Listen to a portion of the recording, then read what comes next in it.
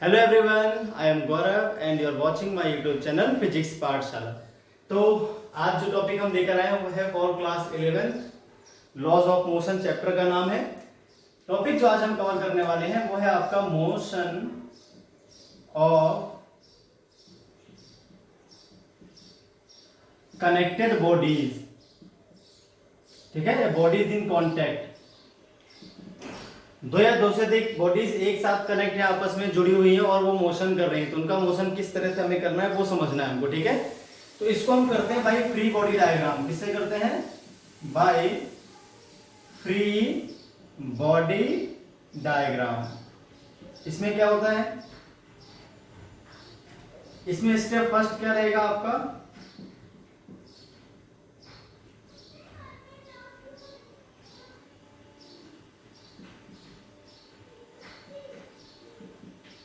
In this method,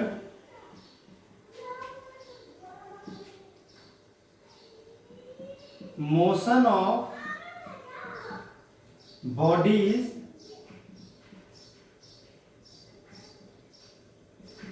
in contact are observed separately। ठीक है, step second, apply F net is equal to m a for all bodies and make equations. Step third में क्या होगा? solve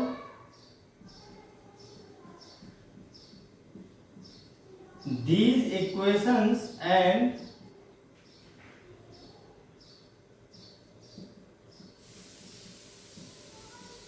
get answers।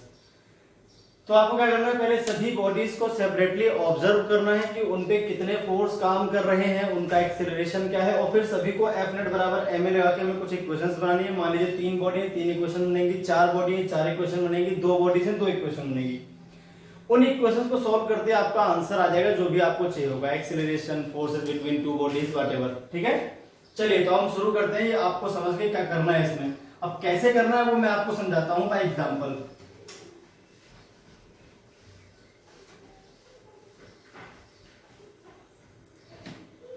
अब जैसे मान लीजिए आपके पास 2 बॉडीज हैं, एक तो मास m1 की है और एक मास क्या है भाई? m2 है। क्लियर हो गई बात? आपने क्या करा, यहां पर एक फोर्स लगा दिया F,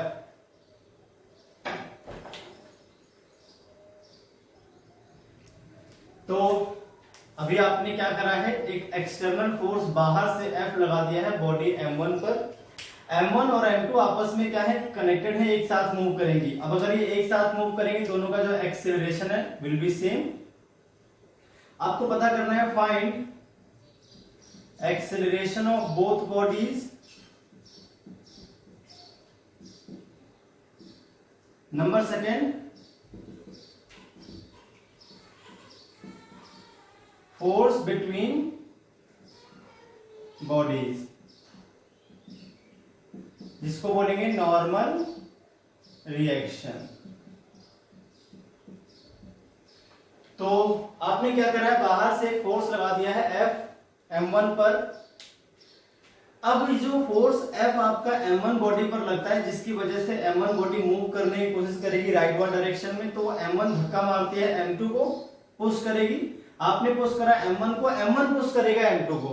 जो आपने M1 पर फोर्स लगाया वो F है, M1 जो M2 पर लगाएगी वो F नहीं, वो कुछ और होगा। ठीक है, वो हमें पता करना है सेकेंड वाले केस में, और दोनों का एक्सेलरेशन भी हमें पता करना है। देखिए सॉल्यूशन कैसे करेंगे। आप इस तरह से देखो, इन बॉडीज को अगर हम सेपरेटली देखें तो क्या दिखेगा हमें? M1 को मैंने अलग से बना लिया और M2 को मैंने यहां पर अलग से बना लिया। मैंने क्या कहा कि जो M1 M2 को धक्का मारती है, क्योंकि मैंने F फोर्स लगाया M1 पर, जिसकी वजह से M1 चलेगी राइट डायरेक्शन में, तो M1 M2 को धक्का मारती है। तो तो M1 M2 को धक्का मारेगी इस डायरेक्शन में ऐसे, क्लियर होगी बात। M1 M2 को धक्का मारेगी उस डायरेक्शन में। ये जो फोर्स आया किस पे आया, M, ये मान लीजिए आपका आ गया N, normal direction N force मान लिया जो M1 ने लगाया M2 पर। अब अगर M1 M2 पे कोई फोर्स लगाता है तो M2 भी वापस N1 पर लगा देगा, तो ये आ गया आपके पास N। तो इन दोनों के बीच जो फोर्स काम कर रहा है, जो हमें निकालना है फोर्स बिटवीन बॉडीज, वो है N। M2 भी N लगाता है M1 पर और M1 भी N लगाता है M2 पर, ये N फोर्स है, ठीक है। फोर्स बिटवीन बॉडीज जो N है हमारा। एक फोर्स हम यहां से लगा रहे हैं जो कि F है, तो F लिख दिया मैंने, ठीक है। अब अगर हम ध्यान से देखें दोनों बॉडीज जो कि साथ चल रही हैं, दोनों का एक्स देखो, या तो मैं सिर्फ अलग अलग इमेजिन कर रहा हूं उनको कि अलग अलग मूव कर रही हैं, अलग अलग नहीं, मूव तो ये साथ में कर रही है, बस इनके फोर्सेस को मैंने अलग देखा कि इस पे कितने फोर्स काम कर रहे हैं, पहली बॉडी पे कितने फोर्स काम कर रहे हैं, दूसरी बॉडी पे कितने फोर्स काम कर रहे हैं। पहली बॉडी पे दो फोर्स काम करेंगे, एक तो जो मैंने लगाया वो, और एक जो M2 लगा देगा वापस, क्योंकि M1 धक्का मारेगा M2 को, तो M2 M1 को वापस धक्का मारेगा, रिएक्शन। एक आपका F और एक नॉर्मल रिएक्शन N, तो M1 पर दो फोर्स हो गए, M2 पर सिर्फ एक ही फोर्स है जो M1 लगाएगा। हमारा जो F फोर्स है वो सीधे M2 पर काम नहीं कर सकता भाई, जो हमने टच किया है वो तो M1 टच किया है, M2 थोड़ी टच किया है। M2 को तो M1 धक्का मार रहा है, तो M2 पर जो फोर्स आएगा वो सिर्फ N आएगा। कई बच्चे सोचेंगे जो F फोर्स इस पे काम कर रहा है सर, इस पे भी धक्का लग रहा है, तो इसी की वजह से धक्का यहाँ पर आया है, इस F की वजह से धक्का N यहाँ पर आया है। तो आपको दोबारा F इस पे नहीं लगाना, वो सिर्फ M1 पर लगाना है। इसका जो एक्सीलरेशन आएगा वो भी A, इसका जो एक्सीलरेशन आएगा वो भी A, क्योंकि चलेंगे तो साथ साथ, ये तो हमें पता है। ये जो दिखा रखा है मैंने सेपरेट मोशन, इसमें तो केवल फोर्स को अलग अलग दिखाया गया है, बॉडीज कनेक्टेड है, साथ में ही मोशन करती हैं। यहाँ पर अलग बनाने का मतलब होता है दोनों बॉडीज के फ्री बॉडी डायग्राम, दोनों बॉडीज को जूम करके देखा जा रहा है डिफरेंटली, इस पे कितने फोर्स है और इस पे कितने फोर्स है। तो पहली बॉडी पे दो फोर्स है, एक F और एक N। F चलाएगा, N रोकेगा, तो net force F minus N। भाई एक चला रहा है और एक रोक रहा है, देखिए क्योंकि बॉडी उस तरफ मूव करेगी तो F चला रहा है और N रोक रहा है। F minus N net force आएगा जो बॉडी को चलाएगा, जो रोकने वाला फोर्स उसे माइनस कर दो चलाने वाले फोर्स में से, माइनस M1 और इंटू A। F नेट बराबर MA, नेट फोर्स MA के बराबर। ये क्वेश्चन नंबर हुई किसके लिए, फर्स्ट। अच्छा किस बॉडी के लिए बनी है, फॉर फर्स्ट बॉडी। दूसरी जो इक्वेशन बनेगी फॉर M2 के लिए देख लेते हैं। फॉर M1 के लिए जो इक्वेशन बन गई, फॉर M2 देखें तो M2 पर सिर्फ एक ही फोर्स है N। A तो एक्सीलरेशन है, फोर्स नहीं है, तो एक तरफ लिखना है आपको फोर्स और दूसरी तरफ आपको लिखना है एक्सीलरेशन। इक्वेशन नंबर क्या होगी भाई, सेकेंड। तो अगर इन दोनों इक्वेशंस को हम सॉल्व करेंगे तो हमारा आंसर मिल जाएगा। अब इन दोनों को अगर हम ऐड करते हैं,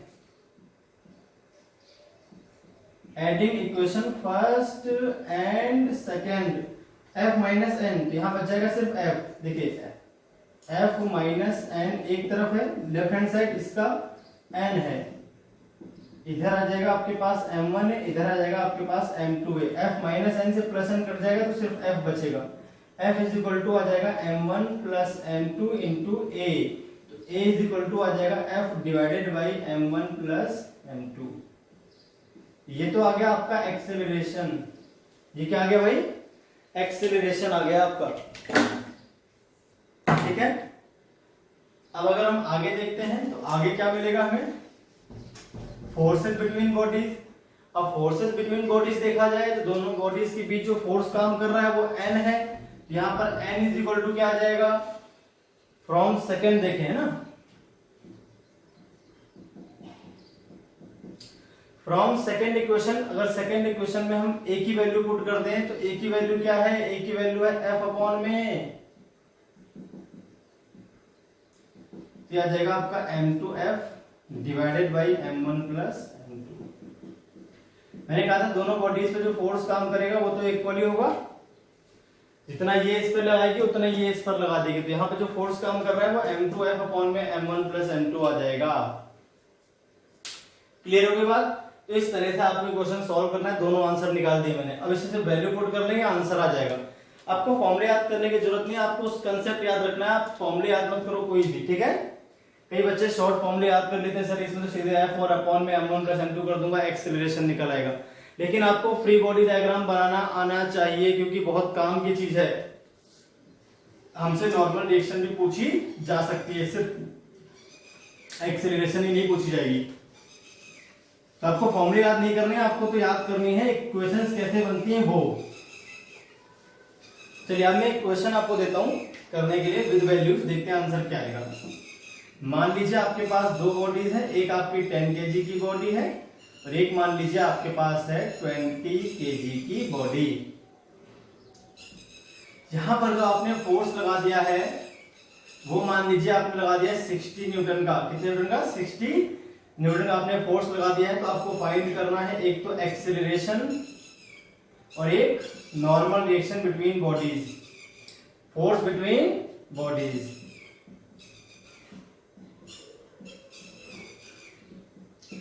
फोर्स बिटवीन बॉडीज में आपको ध्यान रखना है, चाहे force on second body due to first body बोले, चाहे force on first body due to second body बोले, दोनों की वैल्यू सेम ही आनी है। दोनों बराबर फोर्स लगाती हैं एक दूसरे पर। तो आपका देखिए सोल्यूशन कैसे करना है इस क्वेश्चन का, जैसे मैंने आपको सिखाया बिल्कुल वैसे ही आपको करना है। दोनों बॉडीज को सेपरेटली इमेजिन करना है सिर्फ। 20 kg है ये आपका 10 kg है ये। यहां से जो फोर्स काम कर रहा है वो है आपका 60 न्यूटन, ठीक है। अब क्या हुआ, इस 60 न्यूटन की वजह से धक्का लगता है 10 kg पर। 10 kg धक्का मारता है 20 kg पर, तो 10 kg 20 kg पर जो फोर्स लगा रहा है वो मान लीजिए n है। 20 kg भी 10 kg पर वापस इतने फोर्स लगा देगा एक्शन रिएक्शन की वजह से। अगर इसने इस पे फोर्स लगाया तो 20 भी तो वापस फोर्स लगाएगा, एक्शन रिएक्शन। इसका एक्सीलरेशन आप a मान लीजिए और इसका भी एक्सीलरेशन आप a मान लीजिए। बॉडी इस तरफ मूव कर रही है, जिस तरफ एक्सीलरेशन होगा बॉडी उस तरफ मूव कर रही है, ठीक है। 60 न्यूटन का फोर्स था ये अच्छा ये वाला जो n है ये अलग है, यहाँ पे n नहीं इसको f मान लेते हैं, ठीक है। जैसे मैंने मान लिया इसको कुछ और मान लेते हैं सिंपल, क्योंकि n मैंने यहाँ पे रखा है न्यूटन के लिए। तो आप ऐसा करो इसको r मान लो, ठीक है। जो फोर्स है वो नॉर्मल रिएक्शन है, r से भी लिखते हैं इसको, n से भी लिखते हैं, कोई दिक्कत वाली बात नहीं है।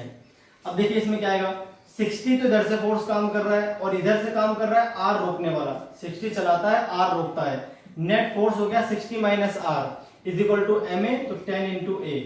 इक्वेशन नंबर फर्स्ट होगी किसके लिए, फॉर 10 kg। अब अगर हम बात करें फॉर 20 kg,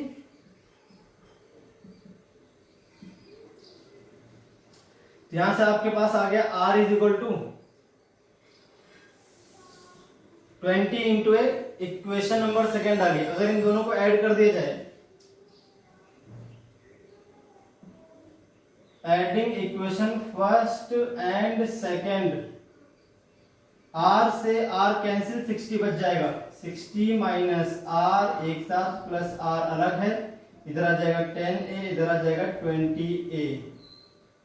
ये आ गया आपके पास 30 इंटू ए, इधर आ गया 60। 60 by 30 is equal to a, तो a आ गया आपका 2 meter per second square. 2 meter per second square. अब हमें क्या निकालना है, दोनों बॉडीज के बीच की नॉर्मल रिएक्शन, जिसको मैंने n माना था उसको मैंने वहां पे r लिख दिया है। तो r आपको पता करनी है। फ्रॉम अगर सेकेंड देखा जाए तो r इज इक्वल टू क्या आ जाएगा, r इज इक्वल टू आ जाएगा 20 मल्टीप्लाइड बाई a, तो आ गया 2, तो कितना आ जाएगा 40 न्यूटन। ये क्या है, फोर्स बिटवीन बॉडीज, ठीक है। अगर आपको सिर्फ एक्सेलरेशन निकालना हो तो अब मैं सीधे फॉर्मूला बता रहा हूं आपको। अगर सिर्फ एक्सेलरेशन निकालना हो तो a सीधे निकल आता है f अपॉन में m1 प्लस m2 से भी। इसके लिए आपको डिफरेंट बॉडीज, दोनों बॉडीज के फ्री बॉडी डायग्राम को बनाने की जरूरत नहीं है, हालांकि उनसे ही ये फॉर्मूला निकलता है। तो कई बच्चे बोलेंगे सर शॉर्ट फॉर्मूला है, शॉर्ट फॉर्मूले की तरफ आप ना जाएं, फ्री बॉडी डायग्राम से ही सॉल्व करें, ताकि आपको सारे फोर्स क्लियर हो। कोई भी चीज पूछ जाए तो हम बता सके। सिर्फ एक्सेलरेशन नहीं पूछा है क्वेश्चन में, क्वेश्चन में तो r भी पूछ सकता है। दो बॉडीज का 3-4 बॉडीज आएंगी तो फिर प्रॉब्लम वहां पर आएगी, रटने से काम नहीं चलेगा, ठीक है। तो आपको इस तरह से करना है सॉल्व। आप मान लो हमें इस तरह से सॉल्व इसमें करना है, ठीक है, बहुत इजीली। अब देखिए इसमें कंसेप्चुअल क्वेश्चन बनता है।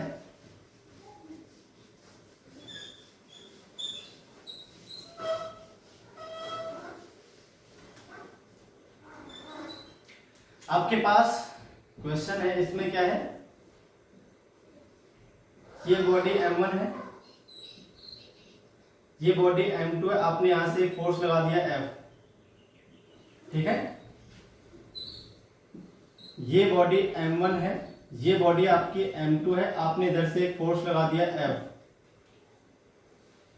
ये केस फर्स्ट है, ये केस सेकेंड है, ठीक। फाइंड एक्सेलरेशन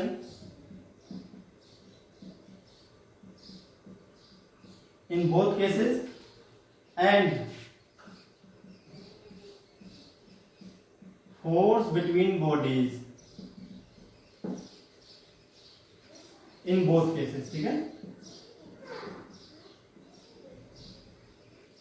ये आपका क्वेश्चन है, आपको दोनों चीजें पता करनी है, इसमें भी और इसमें भी। तो केस फर्स्ट में तो अभी हमने किया ही था, केस फर्स्ट में आपको करने की जरूरत नहीं है।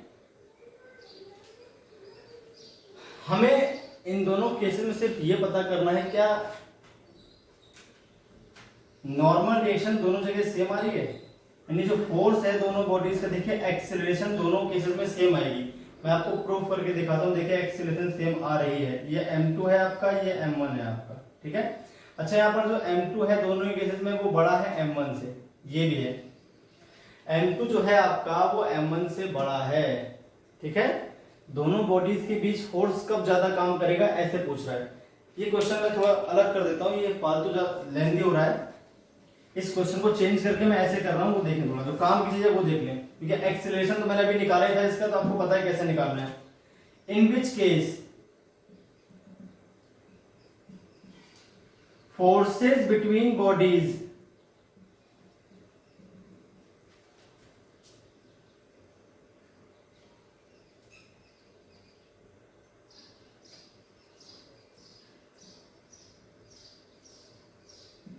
ठीक है, ये ग्रेटर,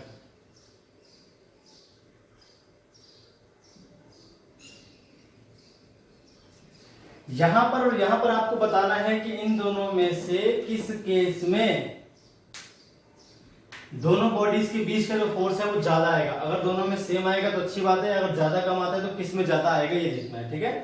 तो केस फर्स्ट देख लेते हैं इसमें।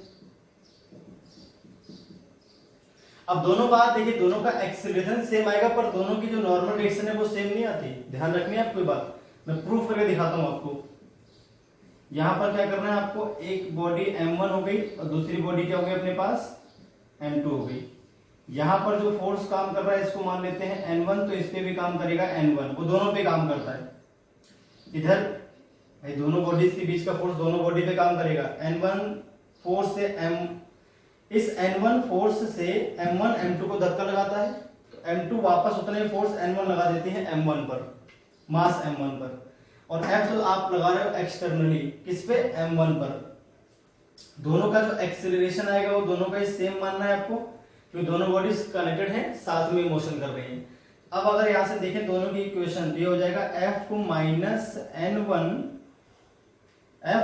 n1 is equal to m1 है। यहां से अगर हम देखें तो n1 is equal to m2 है। ये इक्वेशन हो गई फर्स्ट, ये इक्वेशन हो गई सेकेंड, है ना। तो अब अगर हमें निकालना है क्या, n1 निकालना है, सीधे डिवाइड कर लो, dividing equation first and second. अगर आपको एक्सेलरेशन चाहिए हो तो आप ऐड किया करो, और आपको नॉर्मल डायरेक्शन चाहिए हो तो आप डिवाइड किया करो। डिवाइड करते क्या मिल जाएगा, F माइनस n1 डिवाइड में n1 m1 a एक तरफ, और डिवाइड में इधर आ जाएगा m2 है। दोनों इक्वेशंस के लेफ्ट हैंड साइड से डिवाइड हो जाएंगे, राइट हैंड साइड से डिवाइड हो जाएंगे। a से a कट जाएगा तो यहाँ आ जाएगा आपके पास m1, यहाँ आ जाएगा डिवाइड में m2, इधर हो गया F माइनस n1, इधर आ गया आपके पास सिर्फ m1, अब अगर हम इसको सॉल्व करने की कोशिश करें तो ये हो जाएगा आपके पास m2f, यहाँ आ जाएगा m2 इंटू n1, इधर आ जाएगा आपके पास n1 इंटू m1। इसको इधर शिफ्ट कर लेते हैं, n1 कॉमन ले लेते हैं, तो यहाँ से बचेगा m1 प्लस m2, यहाँ सिर्फ बचेगा m2 इंटू f। क्लियर हो गई बात? तो यहां पर जो आपके पास आंसर आ जाएगा n1 का, वो आ जाएगा m2f डिवाइड में m1 प्लस m2। यह आ गई पहले केस में, है ना। पहले केस की नॉर्मल रिएक्शन आपको याद रखनी है, दोनों बॉडीज के बीच क्या आ रही थी। अब अगर हम केस सेकेंड की बात करें, है ना, तो फॉर केस सेकेंड भी देख लेते हैं क्या आएगा आंसर अपना।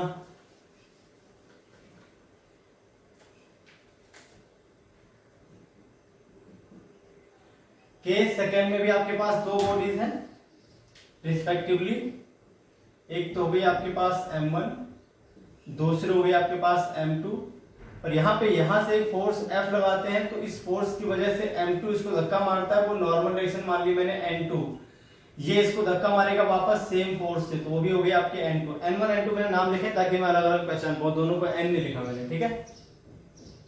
अब इसका एक्सेलरेशन आएगा इस तरफ और इसका भी एक्सेलरेशन आएगा इस तरफ, क्योंकि बॉडी को इधर से धक्का मारूंगा तो दोनों बॉडी इधर मूव करेंगी लेफ्ट हैंड साइड में। तो अगर इसके लिए बनाते हैं इक्वेशन इस वाली बॉडी के लिए, तो इस वाली बॉडी के लिए जो इक्वेशन बनेगी इस वाले के लिए वो बन जाएगी F minus n2 is equal to m2a। इस वाले के लिए देखें, पहले वाली बॉडी के लिए इक्वेशन नंबर फर्स्ट, इस वाली बॉडी पर क्या आएगा, सिर्फ एक ही फोर्स है n2, यह आ जाएगा n1। इक्वेशन नंबर क्या हो गई, सेकंड हो गई।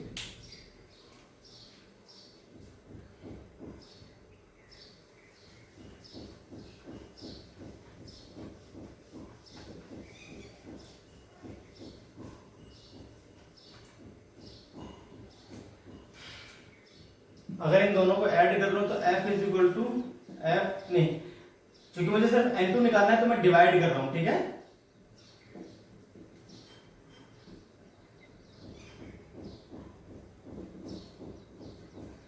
F माइनस n2 डिवाइड में n2,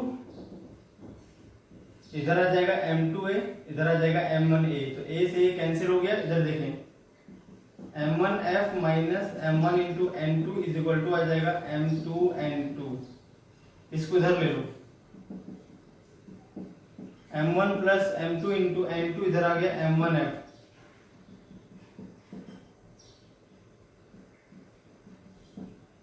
m1f अपॉन में आ गया m1 प्लस m2। यह आ गया आपके पास नॉर्मल डायरेक्शन n2। दूसरे केस में दोनों बॉडीज के बीच जो फोर्स है वो n2 है, पहले केस में दोनों बॉडीज के बीच जो फोर्स है वो F1 है। तो अगर आप ध्यान से देखो,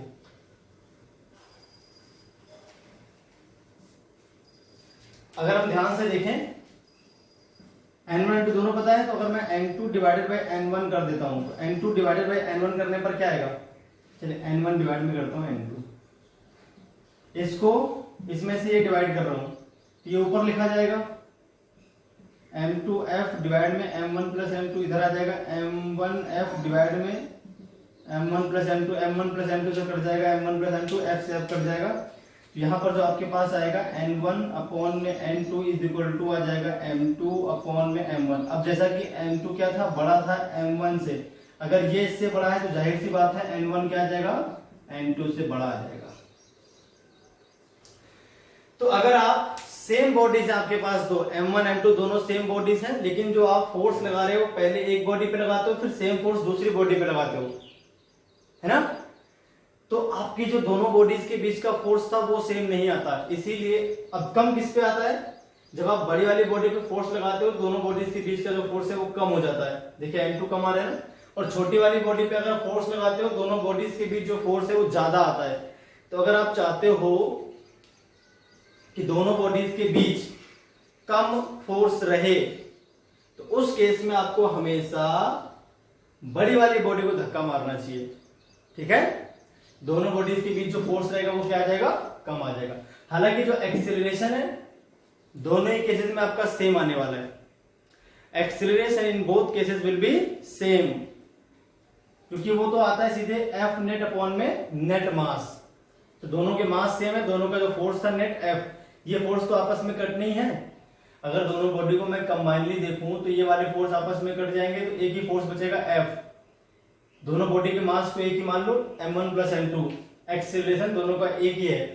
तो दोनों केसेस में आपका जो एक्सेलरेशन आएगा वो सेम आएगा, लेकिन दोनों केसेस में जो दोनों बॉडीज के बीच का फोर्स था वो सेम नहीं आएगा।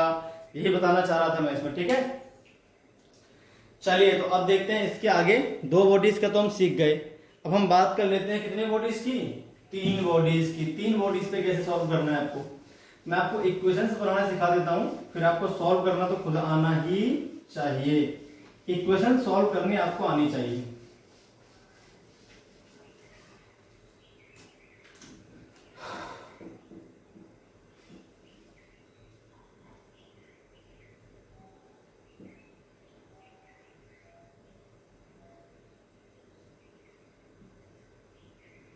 m1 plus m2 plus m3, ये तीन बॉडीज है आपके पास। आपने क्या किया है, इस वाली बॉडी पर एक फोर्स लगा दिया, ठीक है। चलिए मैं वैल्यू लेके करता हूं तो आसानी से बात समझ में आती है। इक्वेशंस ना बनाए, आप सीधे वैल्यूज देखें। तो इसमें क्या है, मान लीजिए 5 kg की बॉडी है ये मान लीजिए 10 kg की बॉडी है, और ये मान लीजिए आपकी 20 kg की बॉडी है। यहां पर जो आप फोर्स लगाते हो वो मान लो आप लगा देते हो कितने का, इसको 15 ही मान लेते हैं, है ना, थोड़ी कैलकुलेशन आसान हो जाएगी। ये हो गया आपका 100 न्यूटन का फोर्स आपने लगा दिया। फाइंड एक्सेलरेशन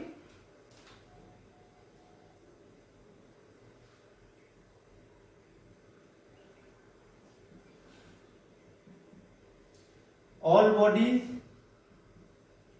ठीक है, नंबर सेकेंड में force between 5 kg and 10 kg, और तीसरी बात जो पता करनी है वो है force between 10 kg and 15 kg। ये तीन बातें हमें इस क्वेश्चन में पता करनी है। सॉल्यूशन देखें कैसे करेंगे।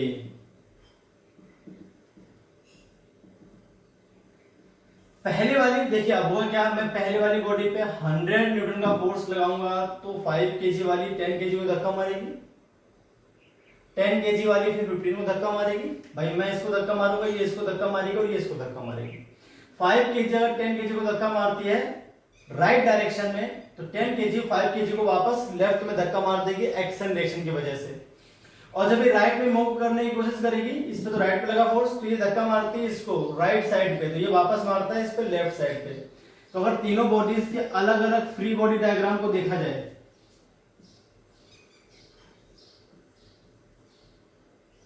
ये आपका 15 kg, ये हो गया आपका 10 kg, और ये हो गया आपका 5 kg। 5 kg पे एक फोर्स तो काम कर रहा है 100 न्यूटन का। 5 kg ने मान लीजिए 10 kg को राइट में धक्का मारा N1 से, तो N1 वापस इस पर भी आ जाएगा अपने आप।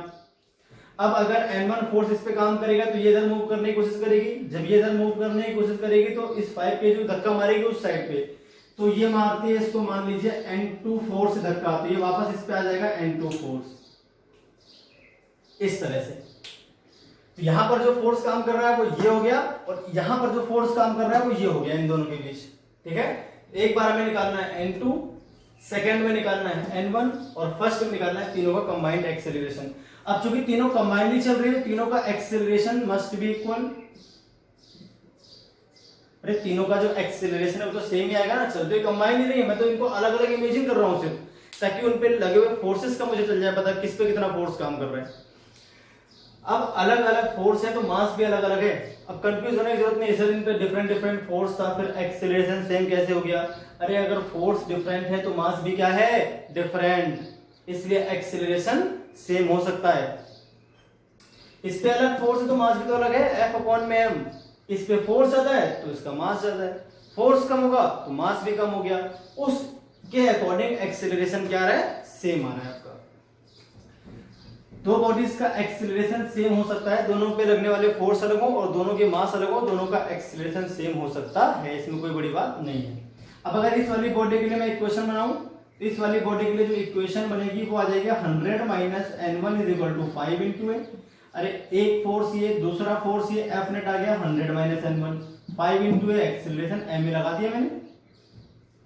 दूसरी इक्वेशन देखी जाए, इक्वेशन नंबर 1, इसके लिए बनाऊं, इसके लिए तो क्या आ जाएगी, N1 minus N2 is equal to क्या जाएगा 10A। इसके लिए इक्वेशन देखी जाए तो इसके लिए सिर्फ M2A की फोर्स काम कर रहा है और इसका मास क्या है 15 इंटू A, इक्वेशन नंबर 3। अगर तीनों को इक्वेशन को हम ऐड कर लेते हैं, adding first second and third, 100 minus N1 plus N1 minus N2 plus N2, इसमें ये तीनों को ऐड कर लो, इधर कितना आ जाएगा 5A plus 10A plus 15A, ये आ गया आपका 30A। N2 से N2 कट गया, N1 से N1 कट गया, ये आपका आ जाएगा 100 इज इक्वल टू 30A। अब अगर देखें यहां से तो 10/3 आ जाएगा आपका एक्सेलरेशन। 10/3 क्या आ जाएगा भाई आपके पास, एक्सेलरेशन आ जाएगा 10/3 का। अब A की वैल्यू मालूम चल गई। अगर पुटिंग इन थर्ड कर देते हैं, देखिए पहला तो आंसर आ गया, पहला आंसर जब आपका आ जाएगा तो आप देखो थर्ड इक्वेशन में, फ्रॉम थर्ड अगर हम देखते हैं तो N2 इज इक्वल टू क्या है 15 मल्टीप्लाई A, तो 10 अपॉन में 3 5 या 50 न्यूटन का फोर्स आ गया किसके बीच, दोनों बॉडीज के बीच, कौन कौन सी 5 kg, तो फोर्स 5 नहीं 10 और 15 के बीच का force between 10 kg and 15 kg is 50 Newton. पहला तीसरा आंसर है ये। अब अगर है इसको हम पुट कर लेते हैं किसमें, फर्स्ट में, अरे ए की वैल्यू अगर फर्स्ट में पुट कर दी जाए, putting in first 100 minus N1 तो निकालना है, 5 इंटू ए कितना था 10/3, तो 50/3 न्यूटन का फोर्स, ना 100 माइनस N1 है ना, तो N1 क्या आ जाएगा 100 माइनस 250/3, यह आ गया आपके पास N1। तो फोर्स बिटवीन 5 kg और 10 kg जो आ रहा है वो आपका 250/3 न्यूटन का है।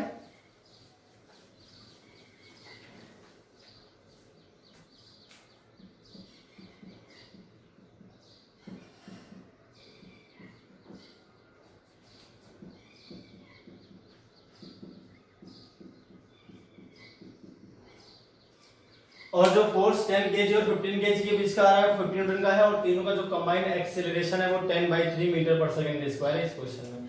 तो तीन बॉडीज है, आपको इस तरह सॉल्व कर लेना है, बहुत इजी, कुछ खास इसमें था नहीं समझाने और बताने का, ठीक है। चलिए तो आगे बात कर लेते हैं किसकी, अगर यही मोशन स्ट्रिंग होती, दोनों के बीच, दो बॉडीज के बीच क्या हो, स्ट्रिंग हो, अरे दो बॉडीज के बीच क्या हो भाई, स्ट्रिंग हो, बंधी हो आपस में किसी रस्सी के द्वारा, तब कैसे निकालते हैं क्वेश्चन। तो अगला क्वेश्चन देख लेते हैं, इसमें क्या है, बॉडीज कनेक्टेड बाय स्ट्रिंग्स, ठीक है। दो ही बॉडी लेते हैं, पहले M1, ये एक रस्सी है, वो फिर ये हो गया आपके पास M2, ठीक है। सीधी वैल्यूज लेते हैं, ज्यादा आसानी से बात समझ में आती है। 5 kg हो गया,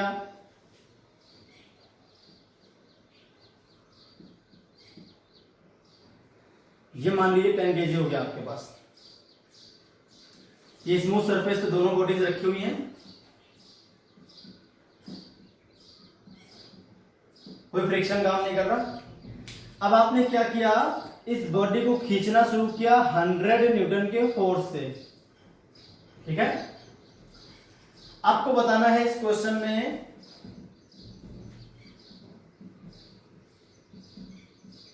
acceleration of both bodies, number second आपको बताना है टेंशन इन स्ट्रिंग। अब देखिए क्या होगा, सॉल्यूशन देखिए पहले आप ध्यान से।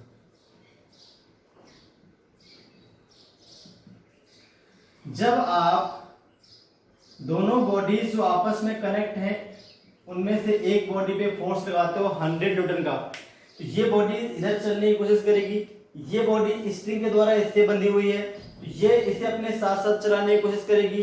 तो हम जब लगाते हैं इस पर 100 न्यूटन का फोर्स, किस पर, 10 केजी वाली बॉडी पर, तो वो चलती है किस डायरेक्शन में, राइट डायरेक्शन में। तो 10 केजी की बॉडी जो है वो 5 केजी वाली बॉडी को भी अपने साथ राइट डायरेक्शन में खींचती है, फोर्स टी लगाती है, रस्सी को खींचती है इस तरफ।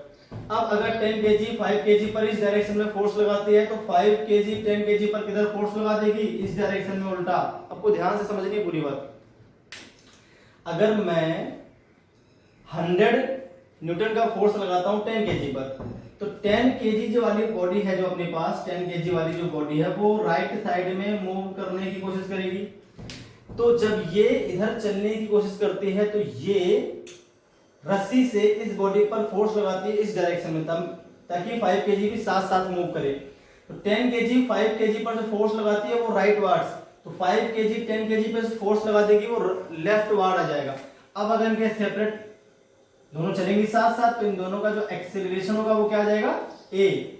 भाई दोनों उस तरफ ही मूव करेंगे, फाइनली दोनों का जो एक्सेलरेशन आ गया वो कितना आ गया, ए। किस डायरेक्शन में, राइट डायरेक्शन में। दोनों के फ्री बॉडी डायग्राम को देखा जाए तो इस बॉडी पे केवल एक फोर्स है टी, जबकि इस वाली बॉडी पे दो फोर्स है, एक इधर से टी है, एक इधर से 100 है, और बॉडी चल रही है ए से, ये भी बॉडी चल रही है ए से। इसके इक्वेशन जो बनेगी T इज इक्वल टू बन जाएगी सीधी 5 into a, force is equal to m into a. इसकी जो इक्वेशन बनेगी तो ये आ जाएगा 100 चलाने वाला, T रोकने वाला, ये चला रहा है ये रोक रहा है, इज इक्वल टू 10 इंटू ए।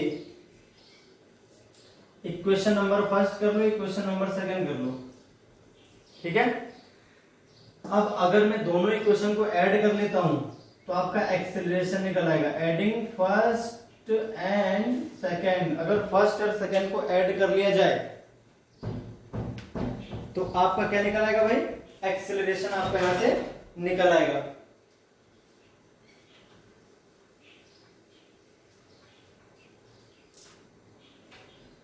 यह आ जाएगा आपके पास t plus 100 minus T is equal to 5a plus 10a। यह आ गया आपके पास 15a, टी से टी कैंसिल, 100 डिवाइडेड बाई 15 आ जाएगा आपके पास एक्सेलरेशन। तो यहां से अगर हम देखते हैं तो 520 डिवाइडेड बाई 3, यह आ गया आपके पास एक्सेलरेशन इस तरह से। क्लियर हो गई बात। तो एक्सेलरेशन आ गया आपके पास 20/3 का। अब अगर हमें निकालनी है टेंशन तो फ्रॉम फर्स्ट इक्वेशन थी टी इज इक्वल टू क्या है 5 इंटू एक्सेलरेशन क्या है अपने पास 20/3 का, ये आ जाएगा 100/3 न्यूटन, ठीक है।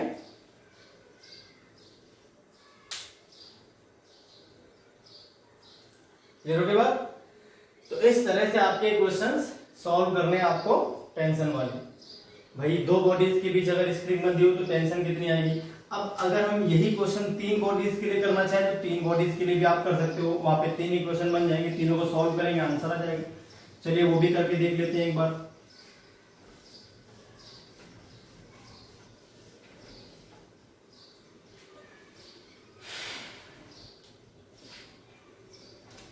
अगर हम 3 बॉडीज देते हैं, एक बॉडी फिर स्प्रिंग से बंधी हुई दूसरी बॉडी फिर स्प्रिंग से बंधी हुई तीसरी बॉडी,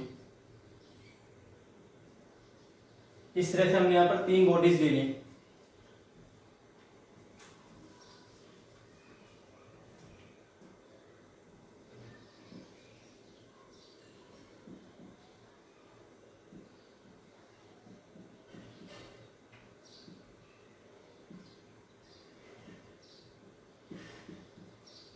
इस तरह से आपके पास 3 बॉडीज हैं।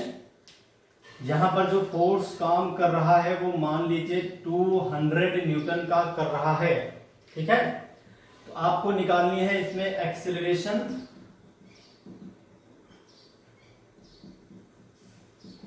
T1 और T2। T1 T2 क्या बताता हूं मैं। जब 25 kg इधर मूव करती है तो ये चाहती है 10 kg साथ में मूव करे, तो 25 kg वाली बॉडी 10 kg वाली बॉडी पर फोर्स लगाती है, वो मान लो T1। तो ये 10 kg 25 पर वापस फोर्स लगा देगी T1, एक्शन रिएक्शन। 25 10 kg वाले पर T1 फोर्स लगाती है राइट डायरेक्शन में, क्योंकि वो खुद राइट में चलती है तो उसको भी राइट में चलाने की कोशिश करती है। 10 kg पर फोर्स काम करता है 25 kg की वजह से T1, तो 10 kg भी 25 kg पर T1 ही फोर्स लगा देती है पर अपोजिट डायरेक्शन में। तो ये इस पर लगाती है इस डायरेक्शन में, तो 10 kg 25 kg पर लगा देगी अपोजिट डायरेक्शन में। ऐसे ही इस फोर्स T1 की वजह से देखो, अब जो फोर्स T1 है वो इस पर है और ये वाला जो फोर्स T1 है वो इस वाली बॉडी पर है, दोनों अलग अलग मोशन करेंगे, अलग अलग फोर्स है, ठीक है। अगर 10 kg देखी जाए तो 5 kg को खींचती है अपने साथ साथ T2 फोर्स से, तो 5 kg वाली भी 10 kg वाली को खींचती है वापस T2 फोर्स से, इस तरह से, ठीक है। तीन चीजें आपको पता करनी है। अब अगर हम इसका सॉल्यूशन देखें और फ्री बॉडी डायग्राम अलग से बना लें, तो पहले बना लेते हैं 25 kg वाली का फ्री बॉडी डायग्राम। 25 kg पर एक फोर्स है 200 का और एक फोर्स है आपका T1 चल रहा है, मान लीजिए एक्सीलरेशन A से। इन तीनों का जो एक्सीलरेशन होगा वो सेम ही होगा, कंफर्म है। इसके लिए जो इक्वेशन बनेगी वो 200 minus T1 is equal to बन जाएगी 25 into a, equation number first. अगर दूसरी वाली बॉडी को देखा जाए 10 kg वाली बॉडी को, तो उस पर एक फोर्स काम कर रहा है T1, एक फोर्स कर रहा है T2, ये चल रहा है एक्सीलरेशन A से। तो अगर इसकी इक्वेशन बनाएंगे तो T1 minus T2 is equal to आ जाएगा 10 into a, equation number second. T1 minus T2 इसलिए क्योंकि बॉडी मूव करती है टुवर्ड्स T1, T1 बड़ा होगा इसमें, जाहिर सी बात है। अब अगर तीसरी वाली बॉडी की बात की जाए, तीसरी वाली बॉडी 5 kg की है, 5 kg पर जो फोर्स काम कर रहा है वो है एक तो सिर्फ T2, दूसरा कोई फोर्स ही नहीं है। तो T2 इज इक्वल टू क्या आ जाएगा 5 इंटू ए, इक्वेशन नंबर क्या हो गई, थर्ड हो गई। अगर इन तीनों इक्वेशन को हम ऐड कर लें, adding first second and third, first second और थर्ड को अगर ऐड कर दिया जाए तो 200 minus T1 plus T1 minus T2 plus T2 is equal to आ जाएगा 25 इंटू ए, जहां से आ जाएगा प्लस 10 इंटू ए, यहां से आ जाएगा आपका प्लस 5 इंटू ए, ठीक है। T1 से T1, T2 से T2 कैंसिल हो जाएगा, यहां से आपके पास सिर्फ बचेगा 200। इधर देखेंगे तो 40 ए आ गया आपका 5 मीटर पर सेकेंड स्क्वायर। अब जब ए आ गया है तो फ्रॉम फर्स्ट अगर देखो तो आपका T1 निकल आएगा, फ्रॉम थर्ड देखो तो T2 निकल आएगा।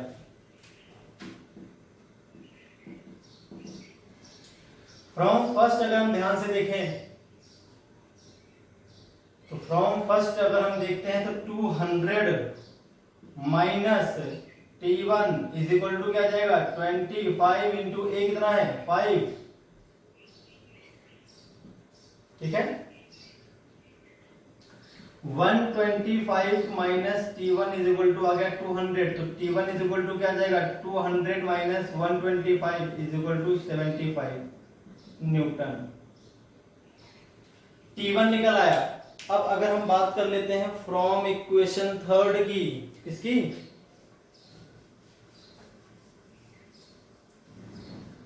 फ्रॉम इक्वेशन थर्ड की बात कर ली जाए,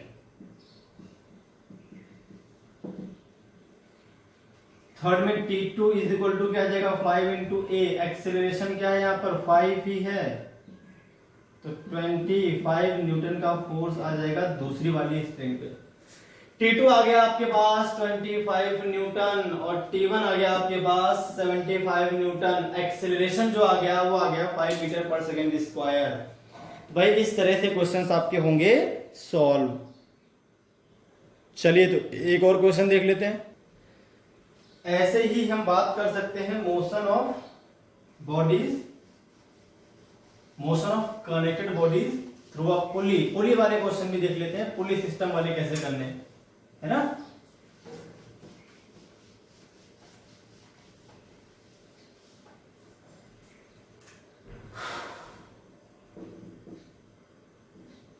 इसमें क्या आपके पास यहाँ पर एक पुली होगी, उसके ऊपर से यहाँ पर एक मास m1, इधर से एक मास हो गया आपके पास m2। ठीक है, चलिए मास लेते हैं ना सीधे सीधे। 20 kg, ये आ गया आपके पास, वैल्यू लेते हैं ज्यादा बढ़िया लगता है, 10 kg, इस तरह से आ गया।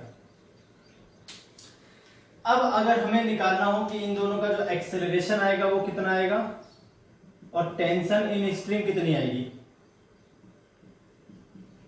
एक्सेलरेशन पता कीजिए और टेंशन जो स्ट्रिंग्स में है वो पता कीजिए। चलिए सॉल्यूशन देख लेते हैं। सॉल्यूशन में क्या आएगा, अब आप ध्यान से देखो, इसका जो वेट है वो काम करेगा 20 इंटू जी, mg होता है ना, तो इसका जो फोर्स आ जाएगा वो आ जाएगा mg। g की वैल्यू मैंने मान ली है 10 मीटर पर सेकेंड स्क्वायर। इसका जो फोर्स काम करेगा वो mg, m1g मान लेते हैं, इसको m2g मान लेते हैं, इस मास का नाम m2। देखो अब क्या होगा, ये जब नीचे आएगा है ना, ये मास जब नीचे की तरफ आएगा तो इस रस्सी से पुली को नीचे की ओर खींचेगा। ठीक भाई, नीचे आएगा तो पुली को नीचे की ओर खींचेगा, तो पुली इसको वापस खींचेगी ऊपर की ओर। तो यहाँ पर इस हिस्से में आपको याद रखना है, टेंशन हमेशा अंदर की ओर काम करती है। अगर ऐसे मोशन कर रही है, टेंशन हमेशा ऐसे काम करेगी, किसी भी स्ट्रिंग पर टेंशन ऐसे ही काम करेगी, हमेशा इस तरह से अंदर की ओर, क्योंकि खिंचाव होगा इसमें, तो अंदर की ओर। इस वाली बॉडी पर ऊपर और पुली पर नीचे की ओर। इधर देखें, पुली पर ऐसे और इस वाली बॉडी पर ऐसे। ठीक है, इस तरह ऐसे काम करती है टेंशन। ये मान लीजिए आपकी स्प्रिंग है तो ऐसे काम करेगी टेंशन हमेशा। एक बॉडी ये हो गई, एक बॉडी ये हो गई। एक इधर भी मोशन है, टेंशन ऐसे ही काम करेगी। इधर मोशन करते हैं तब भी टेंशन ऐसे काम करेगी, इधर मोशन करेंगे तब भी टेंशन ऐसे काम करेगी। टेंशन हमेशा स्प्रिंग को कंप्रेस करने की कोशिश करती है। क्लियर हो गई बात? तो अब 20 kg को देखा जाए, सिर्फ 20 kg को, तो इस पे एक फोर्स हो गया m1g, एक ऊपर की तरफ हो गया t। बॉडी आएगी नीचे की तरफ, एक्सेलरेट कर रही है मान लीजिए a से।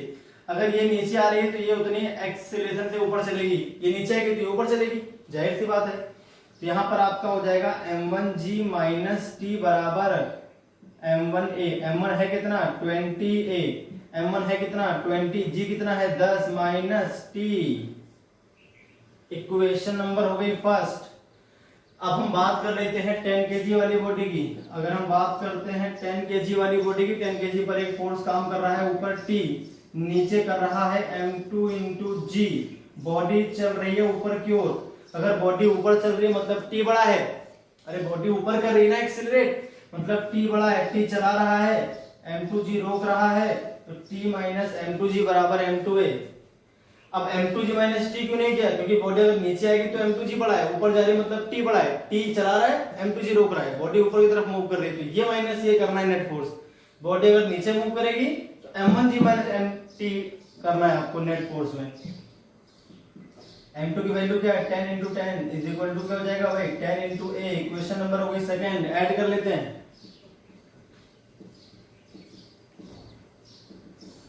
फर्स्ट और सेकेंड ऐड करोगे 200 minus T plus T minus 100 is equal to क्या हो जाएगा 20 प्लस 10a 30 इंटू a। 100 से आ गया सीधे आपके पास 100, टी से टी कैंसिल हो गया, तो 10/3 आ गया आपके पास एक्सेलरेशन, ये लो हो गया, दैट्स इट।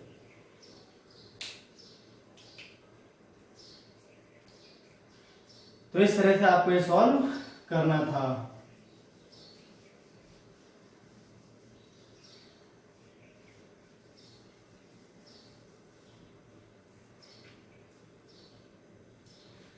अब अगर हमें टी निकालना है तो हम किस में पुट कर सकते हैं, किसी में भी, आपकी मर्जी, चाहे सेकंड में पुट कर लो चाहे फर्स्ट में पुट कर लो। पुटिंग इन सेकंड कर लेते हैं,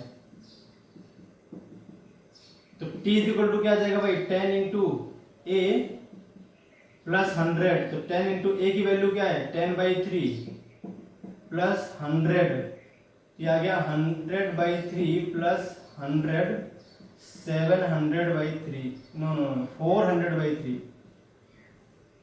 तो आंसर आ गया आपके पास 400/3 न्यूटन। टेंशन भी क्या है, एक फोर्स है। तो इस तरह से आपको निकालनी है दो बॉडीज। अगर बॉडीज तीन हो तो कैसे करना है, तब भी आप इजीली कर सकते हो, वहां तीन इक्वेशन बना देंगे। एक और क्वेश्चन देख लेते हैं ऐसे ही, बाकी बची हुई चीजें हम करेंगे फिर नेक्स्ट वीडियो लेक्चर में कवर।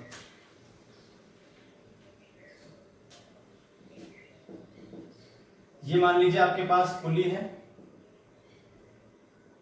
ये आपके पास एक बॉडी हो गई मान लीजिए 5 kg की, दूसरी बॉडी हो गई मान लीजिए यहाँ पर 25 kg की, इधर एक बॉडी है मान लीजिए आपके पास 10 kg की। ठीक है, अब देखिए इधर वाला फोर्स ज्यादा है, मतलब जो एक्सेलरेशन आएगा वो इधर आएगा, ये ऊपर चलेगी, दोनों नीचे की तरफ आएंगी, ज्यादा वजन है ना इस तरफ, नीचे मूव करेगी ऊपर मूव करेगी। अब ऐसे ही अगर हम देखें तो यहाँ पर टेंशन हम मान सकते हैं T1, इधर ऐसे T1, इसका जो वेट आएगा वो आ जाएगा m1g। यहाँ पर 5 kg का जो वेट काम करेगा, तो 5 kg का जो वेट काम करेगा उसको मान लेते हैं m2g। 5 kg का वेट काम करेगा नीचे की ओर, और उस पे एक फोर्स T1 काम करेगा 25 की वजह से, ये रस्सी उसे नीचे की ओर खींचेगी। ऐसे इधर से एक फोर्स काम करेगा T2, इस पे एक फोर्स काम करेगा T2, इधर एक काम करेगा T2 और इधर एक काम करेगा T2। पुली मूवेबल नहीं है तो T2 दोनों बराबर हो गए, इसीलिए कैंसिल हो गए आपस में, इसलिए पुली मूव नहीं कर रही। एक फोर्स पुली को इधर खींचता है, एक फोर्स इधर खींचता है, दोनों आपस में क्या हो गए, कैंसिल हो, पुली मूव नहीं कर रही। यहाँ पर भी एक फोर्स है बड़ा सा जो उनको बैलेंस कर देगा, ये यहाँ से फिक्स है ना, तो यहाँ पर भी एक फोर्स काम करेगा T1 T2 दोनों को बैलेंस कर देगा, हटा दो उसको। इधर से एक फोर्स काम करेगा m3g। अब आप अगर ध्यान से देखो तो किस पे कितने फोर्स आपको दिख रहे हैं, चलिए देखते हैं। अगर हम बात करते हैं 25 kg वाले की, तो 25 kg मान लीजिए आपके पास 25 kg वाली बॉडी है, 25 kg वाली, इधर क्या आ जाएगा m1g। इस बॉडी पे जो फोर्स काम कर रहा है सिर्फ आपको वो देखना है, रस्सी पे जो काम कर रहा है ये वाला इस पे और ये वाला इस बॉडी पर है, ये वाला इस बॉडी पे मत लगा देना सर, रस्सी पे दोनों फोर्स कैंसिल हो जाएंगे, ऐसा नहीं है भाई। रस्सी इसको ऊपर खींचती है और इसको नीचे खींचती है, रस्सी दोनों को ऐसे खींच रही है इस तरह से, ठीक है, दोनों पे ही फोर्स काम कर रहा है। तो ये T1 इस पे लग रहा है और ये वाला T1 ऊपर 5 kg वाले पर लग रहा है, तो इस पे केवल एक ही T1 लगाना है बस आपको, एक्सीलरेशन दिखाना है नीचे की तरफ। तो m1g minus T1 is equal to आ जाएगा m1 है, m1 की वैल्यू क्या है 25, तो 25 इंटू 10, जी की वैल्यू 10 मान लेते हैं, 25 इंटू इक्वेशन नंबर होगी फर्स्ट, ये आपका m1 है, ये आपका m2 है और ये आपका m3 है। अगर सेकेंड बॉडी को देखा जाए जो जिसका मास 5 kg का है, उस पर एक फोर्स काम करता है m2g, एक और फोर्स काम कर रहा है नीचे की ओर T1 और एक ऊपर काम कर रहा है T2, बॉडी चल रही है नीचे की तरफ, तो T1 प्लस m2g तो चला रहे हैं, अरे दोनों नीचे काम कर रहे हैं, दोनों चला रहे हैं, T2 रोक रहा है। इधर क्या आ जाएगा 5 इंटू a, इक्वेशन नंबर हो गई सेकंड, नहीं रुकिए वैल्यू पुट कर देता हूं उसके बाद सेकंड। m2 की वैल्यू क्या है 5 into 10 minus T2 is equal to 5 into equation number हो गई सेकंड। अब बात कर लेते हैं थर्ड की, थर्ड में क्या है 10 kg है आपके पास, इधर हो गया आपके पास T2, इधर हो गया आपके पास m3g, एक्सेलरेशन आ जाएगा ऊपर की तरफ, T2 minus m3g is equal to आ जाएगा m3a, तो T2 माइनस m3g कितना आ जाएगा 10 इंटू 10 इज इक्वल टू आ जाएगा आपके पास 10 into acceleration, equation number third, तीनों को ऐड कर लो।